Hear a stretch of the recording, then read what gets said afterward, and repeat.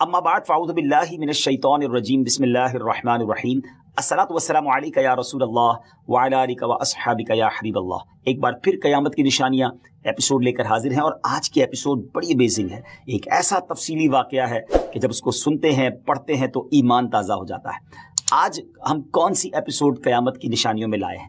یاد رہے کہ اللہ پاک کے آخری نبی جناب محمد عربی صلی اللہ تعالی علیہ وسلم نے غیب کی خبر دیتے ہوئے اپنی امت سے ارشاد فرمایا کہ قیامت سے پہلے 6 چیزیں گن کر رکھو۔ نمبر 1 میری وفات، نمبر 2 بیت المقدس کی فتح، نمبر 3 پھر طاعون کی وبا جو بکریوں کی گٹلیوں کی طرح تمہارے اندر شروع ہو جائے گی، نمبر 4 اس قدر مال کی کثرت ہو جائے گی کہ کسی آدمی کو 100 دینار دینے پر بھی وہ خوش نہیں ہوگا، نمبر 5 ایک ایسا فتنہ اٹھے گا کہ عرب کا کوئی گھر باقی نہیں رہے گا جس پہ فتنہ داخل نہ ہوا ہو، نمبر 6 تمہارے اور رومیوں کے درمیان ایک سلو ہوگی اور رومی عہد شکنی کریں گے اور وہ 80 جھنڈے لے کر تمہارے اوپر حملہ آور ہوں گے اور ہر جھنڈے کے نیچے 12,000 فوج ہوگی۔ یہ 6 نشانیاں نبی پاک صلی اللہ علیہ وسلم نے تفصیل کے ساتھ قیامت کی نشانیوں کے بارے میں بیان کی۔ قیامت کے آنے سے پہلے یہ نشانیاں ہوں گی، یہ بیان فرمایا۔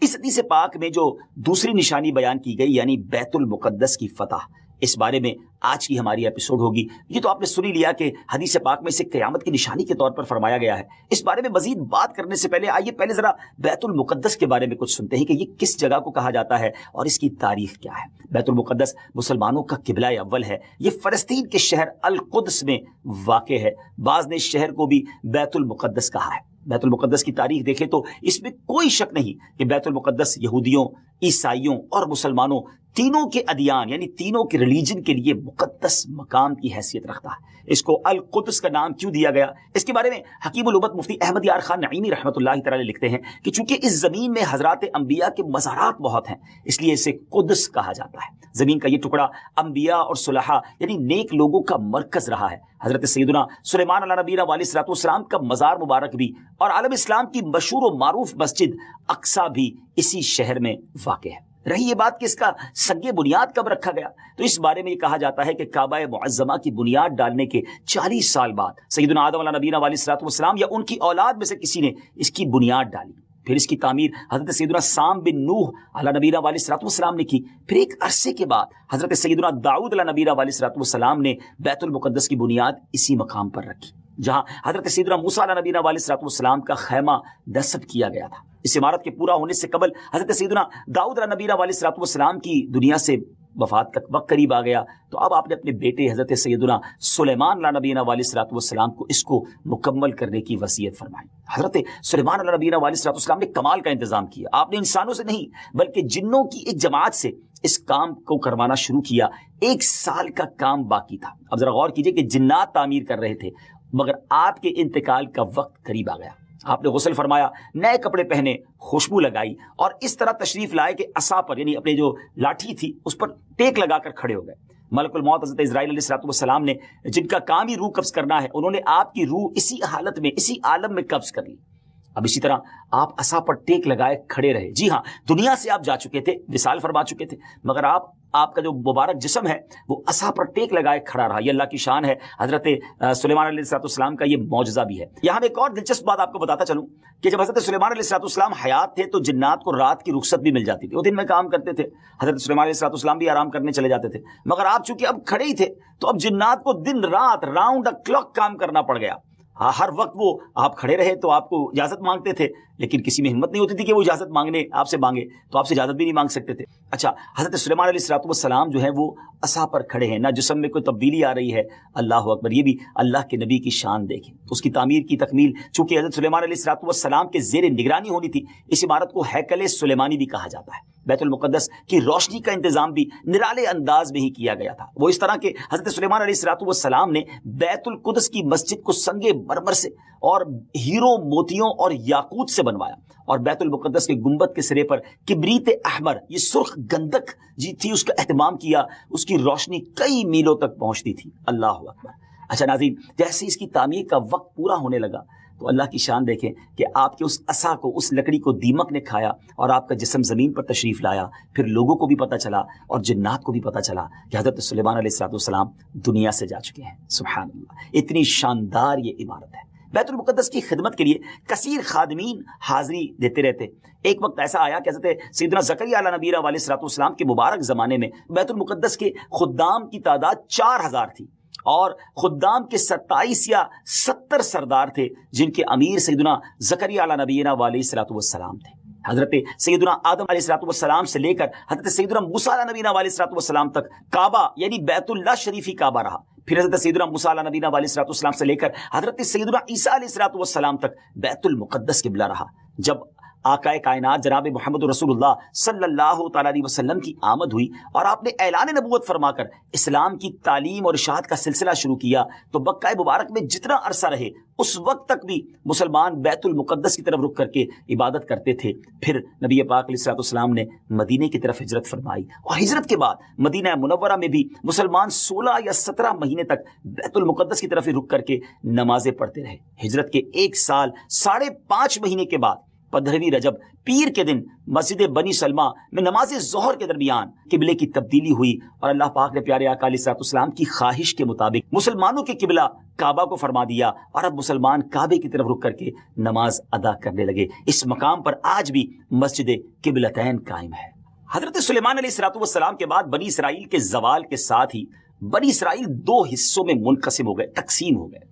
ہیکل سلیمانی کی عزت میں بھی کمی آ گئی. ویسے تو ہیکل سلیمانی پر کئی حملے ہوئے مگر ایران کے بادشاہ بخت نصر نے جو فلسطین پر حملہ کیا تھا اس میں ہیکل سلیمانی کو مکمل طور پر مسمار کر دیا اور بڑے پیمانے پر یہودیوں کا قتل عام کیا. تورات جلا دی گئی. اس وقت یہودی غلاموں کو دریائے فرات کے کنارے آباد کیا گیا اور انہوں نے اس بستی کا نام تل ابیب رکھا.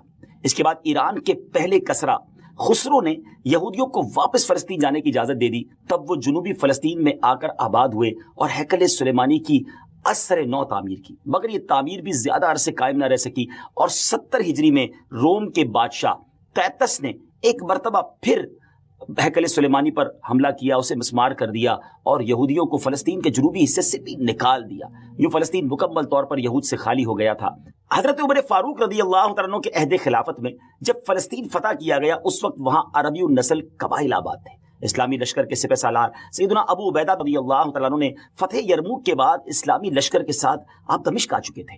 آپ نے اپنے اصحاب سے مشورہ کیا کہ قیصاریہ روانہ ہو یا بیت المقدس. حضرت سیدنا معاذ بن جبل رضی اللہ تعالیٰ عنہ کے مشورے پر عمل کرتے ہوئے سیدنا فاروق اعظم رضی اللہ تعالیٰ عنہ کی بارگاہ میں ایک مکتوب روانہ کیا گیا دونوں شہروں میں سے کس شہر کا انتخاب کیا جائے. سیدنا فاروق اعظم رضی اللہ تعالیٰ عنہ نے جلیل القدر صحابہ کرام علیہ رضوان سے جب مشورہ کیا تو مولا علی شیر خدا کرم اللہ تعالیٰ وجہ الکریم نے فرمایا کہ اے امیر المومنین آپ اسلامی لشکر کو بیت المقدس کی طرف روانگی کا حکم دیں.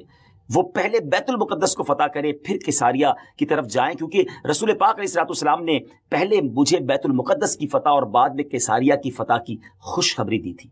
یہ سن کر سیدنا فاروق اعظم رضی اللہ تعالیٰ نے فرمایا اے ابو الحسن آپ نے سچ کہا. پھر سیدنا ابو عبیدہ رضی اللہ تعالیٰ کی طرف پہلے بیت المقدس اور پھر قیصاریہ روانگی کا حکم لکھ کر روانہ کر دیا. سیدنا ابو عبیدہ رضی اللہ تعالیٰ کو جیسے ہی امیر المومنین کا مکتوب ملا آپ نے روزانہ 5000 مجاہدین لشکر بیت المقدس روانہ شروع کر دیے. یعنی 5000 مجاہدین ڈیلی روانہ ہوئے. بیت المقدس کا جو قلعہ تھا جو فورٹ تھا وہ بڑا مضبوط تھا. رومیوں نے یرموک کا حال سن کر پوری تیاری کر رکھی تھی. اسلامی لشکر نے آتے ہی انہوں نے قلعے کا محاصرہ کیا، اس کو سراؤنڈ کر لیا. حضرت ابو عبیدہ رضی اللہ عنہ کے حکم سے روزانہ اس فورٹ پر اس قلعے پر حملہ کیا جاتا. 11 دن تک حملہ کرتے رہے مگر کوئی خاص پیش رفت نہ ہوئی، کوئی پروگرس نہ ہو رہی تھی. 11ویں دن سیدنا خالد بن ولید رضی اللہ عنہ تشریف لائے. مجاہدین نے تکبیر و تحلیل کی صدائیں بلند کی، خوب نعرے لگائے. تو رومیوں کو بھی معلوم ہو گیا کہ اسلامی لشکر کا کوئی بڑا سردار آ گیا ہے. وہ سب پریشان ہوئے، اپنے سب سے بڑے راہب قمامہ کے پاس گئے اور ساری صورتحال بیان کی. جب اسے معلوم ہوا کہ مسلمانوں کا سردار آ گیا ہے وہ بہت پریشان ہوا اور کہنے لگا اب تمہاری ہلاکت نزدیک ہے، کیونکہ میں نے پچھلی کتابوں میں پڑھا ہے کہ ملک شام کو محمد رسول اللہ صلی اللہ تعالی علیہ وسلم کا ایک سرخ رنگ کا صحابی فتح کرے گا. اگر یہ وہی سردار ہے تو صلح کے علاوہ اب تمہارے پاس کوئی دوسری صورت نہیں ہے. پھر وہ اسلامی لشکر کے سپہ سالار کو دیکھنے کے لیے قلعے کے دیوار پر آیا. سیدنا ابو عبیدہ رضی اللہ تعالیٰ کو بلایا. آپ رضی اللہ تعالیٰ جب آگے گئے تو ان سے بھی وہی بات کی. حضرت ابو عبیدہ نے کہا یا تو تم اسلام قبول کر لو یا جزیہ دے کر امان حاصل کر لو یا پھر ہم سے جنگ کرنے کے لیے تیار ہو جاؤ. لیکن اس راہب قمامہ نے سیدنا ابو عبیدہ رضی اللہ تعالیٰ کی بات کا کوئی جواب نہ دیا، فقط خاموشی سے وہ بس آپ کو دیکھتا رہا اور پھر واپس چلا گیا. اس نے اپنی قوم سے کہا کہ یہ وہ شخص نہیں ہے جس کے بارے میں میں نے کتابوں میں پڑھا ہے، لہٰذا تم ان سے جنگ کرتے رہو، یہ تمہارا بال بھی بیکا نہیں کر سکتے۔ سیدنا ابو عبیدہ رضی اللہ تعالیٰ عنہ نے بھی وہاں سے واپس آ کر اسلامی لشکر کو جنگ کا حکم دے دیا۔ روزانہ اسلامی لشکر اس فورٹ پر، اس قلعے پر حملہ کرتا، رومی تیروں کی برسات کرتے، دونوں طرف سے جانی نقصان بھی ہوتا، سپاہی زخمی بھی ہوتے۔ لڑائی 4 ماہ تک جاری رہی، جی ہاں 4 منتھ تک یہ لڑائی جاری رہی۔ اہل شہر تنگ آ گئے، وہ دوبارہ اپنے جو سردار تھا، جو ان کا لیڈر تھا کمامہ، اس کے پاس گئے، ساری صورتحال بیان کی۔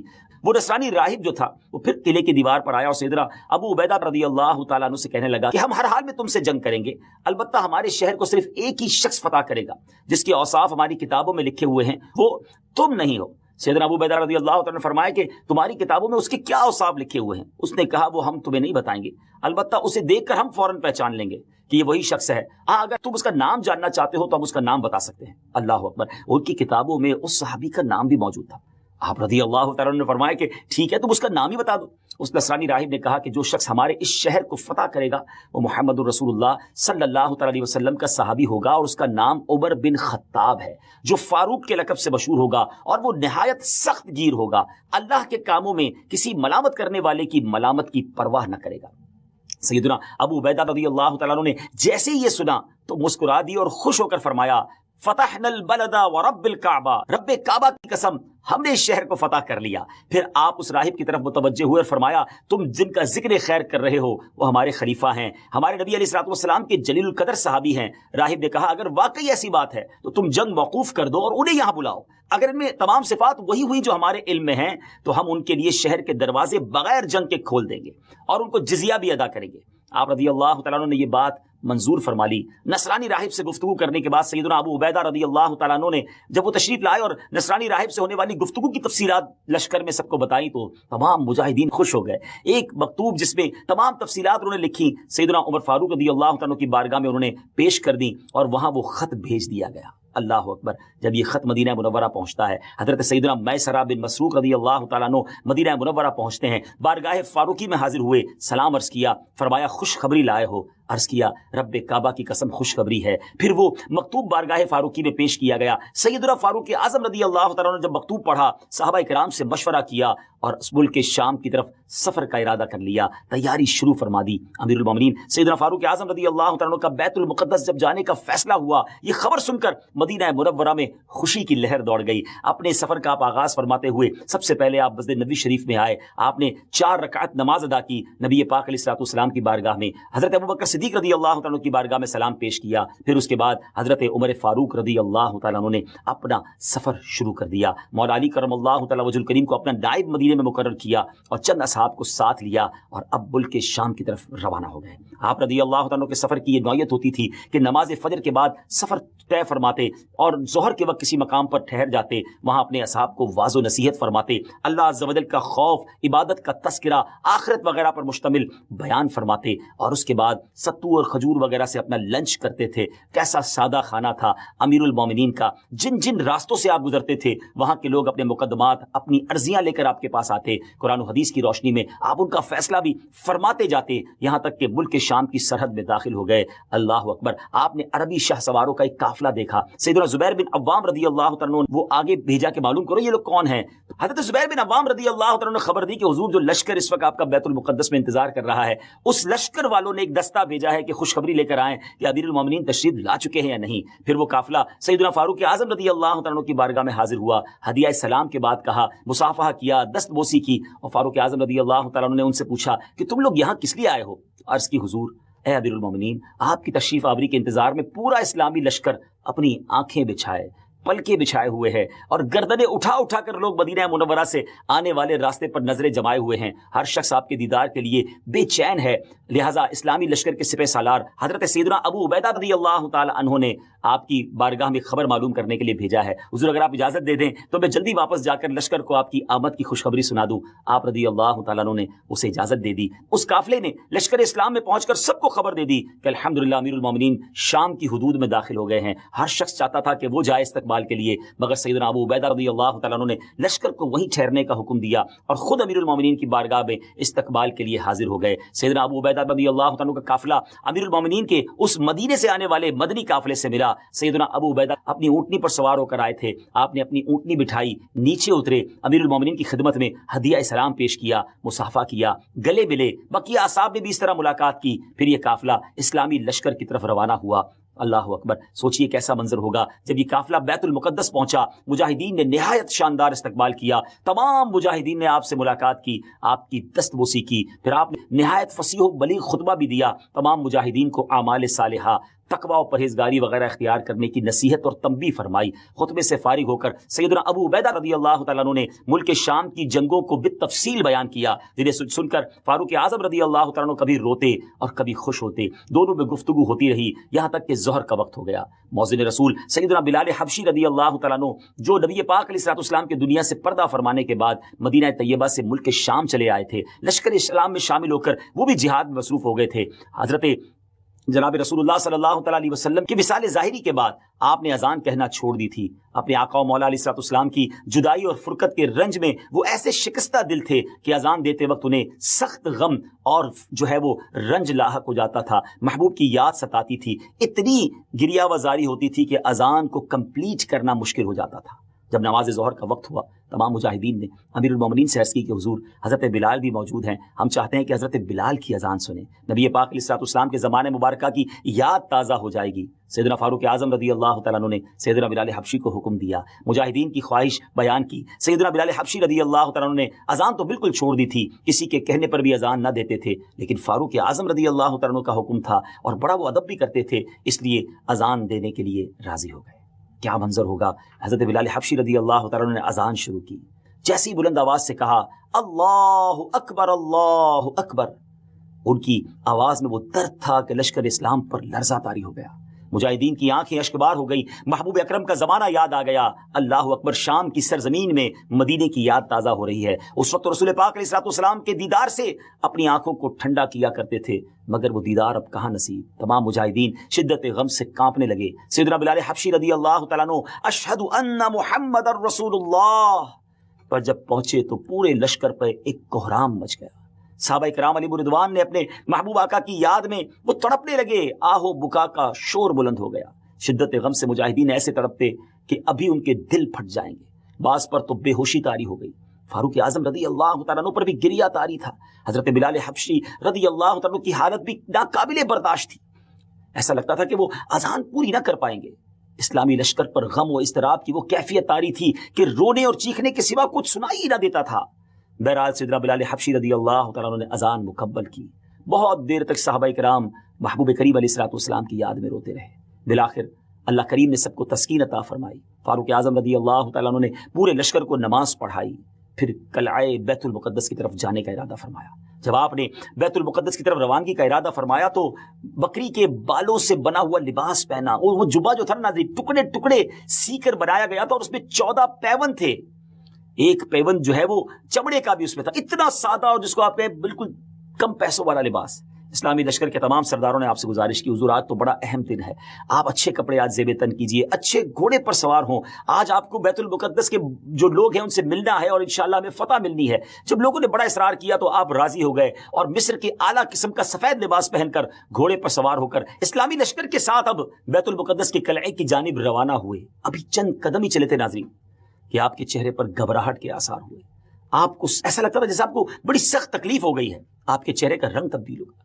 सवारी को रुकवाया, फौरन घोड़े से नीचे आए और फरमाया, अल्लाह अज़्ज़ व जल मुझे मुआफ फरमाए। करीब था कि मैं हलाक हो जाता, क्योंकि ऐसे पुरतकल्लुफ इतने कीमती लिबास को पहनकर मेरे दिल में उजुब और तकब्बुर दाखिल हो गया था। मैंने अल्लाह अज़्ज़ व जल के महबूब अलैहिस्सलाम को यह फरमाते सुना है कि जिसके दिल में जर्रा बराबर भी तकब्बुर होगा वो जन्नत में दाखिल नहीं होगा। तुम्हारे आला और सफेद लिबास ने मुझे हलाकत में डाल दिया। फिर आपने वो लिबास उतार दिया और अपना पुराना 14 पैवंद वाला लिबास ज़ेब-ए-तन फरमाया। फारूक आजम रदी अल्लाह तआला अन्हु बैतुल मुकद्दस के करीब अब पहुंच गए। नाज़रीन मैं यहाँ थोड़ी देर के लिए रुकूंगा, गौर कीजिए। ये थे अमीरुल मोमिनीन। आज फतह का दिन था, आज दूसरे लफ्जों में रिवॉर्ड का दिन था, इज्जत के बढ़ने का दिन था। फिर भी आजी है, फिर भी खौफ खुदा है, फिर भी नबी पाक की याद है। याद रसूल में आंसू भी बहे, नमाजें भी पढ़ी गई, बयान भी किया गया, अल्लाह की याद भी दिलाई गई, खौफ भी दिलाया गया और अपने आप को तकब्बुर से बचाया भी गया। ये हम सब के लिए कितना बड़ा दर्स है। जिनको अल्लाह ने नवाजा है, अगर अल्लाह ने दुनिया की नेमतें दी हैं तो इसका मतलब ये नहीं कि तकब्बुर किया जाए। اور ان خوشیوں میں کھو جایا جائے. آج معاملہ یہ ہے ناظرین کہ جس کے گھر میں خوشی ہوتی ہے، جس کو کوئی سیلیبریشن ملتی ہے، وہ اس کے ساتھ ہی نافرمانی اللہ کی شروع کر دیتا ہے. ایسا لگتا ہے کہ ہماری خوشی اور اللہ کی نافرمانی یہ لازم و ملزوم ہو گئی ہے. اچھا خاصا نیک نمازی بھی ہوتا ہے، اگر اس کے گھر میں جب خوشی کا موقع آتا ہے تو وہ کچھ ہوتا ہے جو بیان نہیں کیا جا سکتا. یہ بہت بڑی بے وقوفی ہے ناظرین کہ اللہ کریم خوشیاں عطا فرمائے اور ہم اسی کی نافرمانی کریں. عقل تو یہ کہتی ہے کہ جو خوشیاں دے رہا ہے اس کو راضی کیا جائے. وہ عطائیں دے تو ہم سجدے بڑھائیں، ہم صدقے بڑھائیں، ہم شکر بڑھائیں. انفارچونیٹلی ہو یہ رہا ہے کہ وہ عطائیں بڑھاتا ہے، ہم خطائیں بڑھاتے ہیں. ایسا نہیں ہونا چاہیے.